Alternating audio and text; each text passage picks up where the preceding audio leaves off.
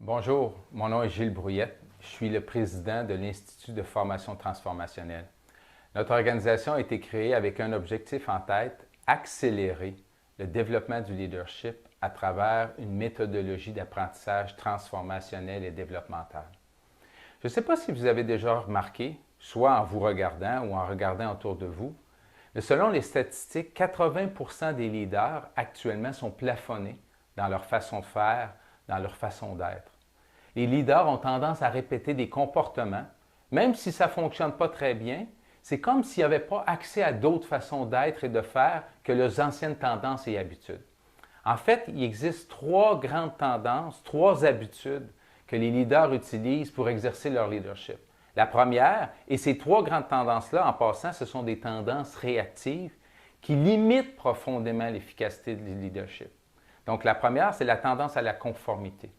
Donc, le leader qui est pris dans la conformité a tendance, par exemple, à dire oui, il veut plaire, puis il veut être inclus. Okay? Un autre groupe de leaders ont une tendance qu'on appelle la tendance à la protection. Les leaders qui ont cette tendance-là, souvent, vont se retirer, ils sont moins émotionnellement impliqués, ils sont plus rationnels, ou encore, ils sont très impliqués, mais ils deviennent très critiques, ils portent beaucoup de jugement. Okay?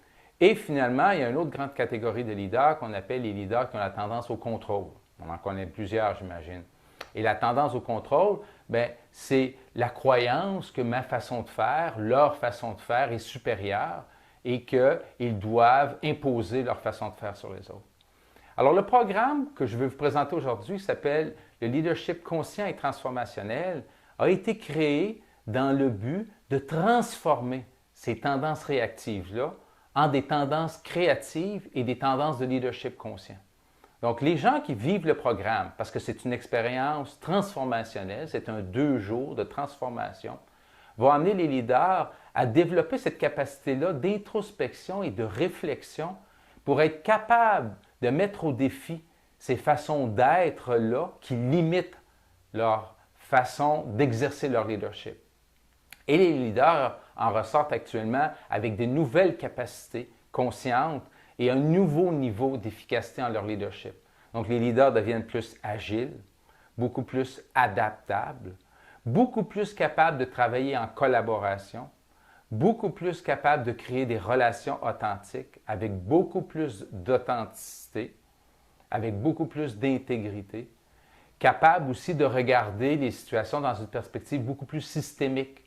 Donc, ils sont capables de regarder les besoins qu'ils ont, les besoins des autres, et être capables d'ouvrir des dialogues beaucoup plus puissants, générateurs de nouvelles perspectives, de nouvelles idées.